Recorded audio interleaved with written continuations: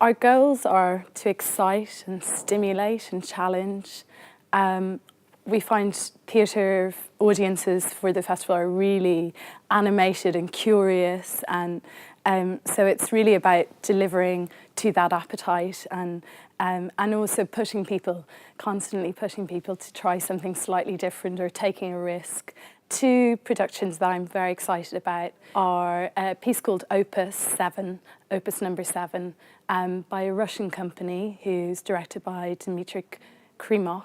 And it's the first time that this piece has been in England. And we're very excited to present the UK premiere. It's going to take place in the Corn Exchange in an unusual format and configuration.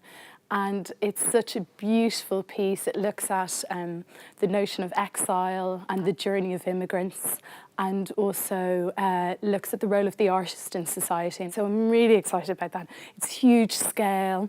It's slightly bonkers. It's like nothing you will see.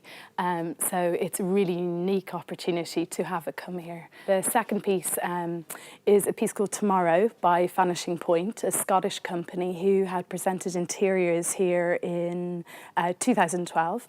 So I'm delighted to welcome them back. And we're a commissioning partner on this show. It's about care in our society, and in particular about older people and our relationship to elder people.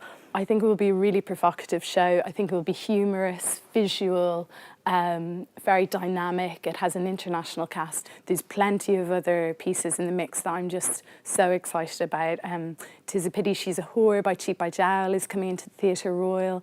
There's a new stage production of Joseph Heller's Catch-22 by Northern Stage, directed by Rachel Shafkin, who's from the US New York-based company Team, and I think she's an amazing director, so I'm really excited what she'll do with that. One show I'm really excited about is called Perhaps All the Dragons, and it's by a company called Berlin. It's going to be an unusual space, in a church space, and it's quite a large installation, which is basically creating a huge table for 30 audience members to sit at, and they interact with a number of screens through their experience. And they hear stories about transformation and stages of life or different choices that you make along the way that become quite critical.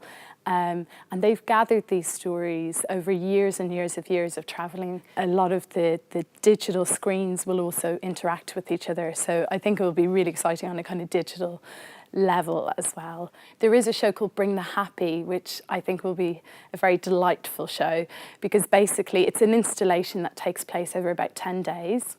They'll be based in Onca Gallery, and anyone can roll in off the street and share with the Invisible Flock team about their happy memories, the areas of the city where those happy memories occurred. And basically the team will then plot all of that on a map and get as many people to respond and input into that, and create this beautiful story of Brighton through the happy memories of Brighton. Then that will also form into a beautiful performance that will take place in the Alt Market for 3 days. So you can also see some of your stories potentially coming to life by the performers and the musicians.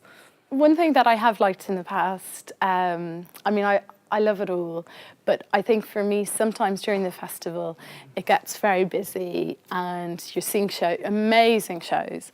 And I love the Meet the Artist series because it allows me to take some time out and to listen to the artists and listen to them talking about their process.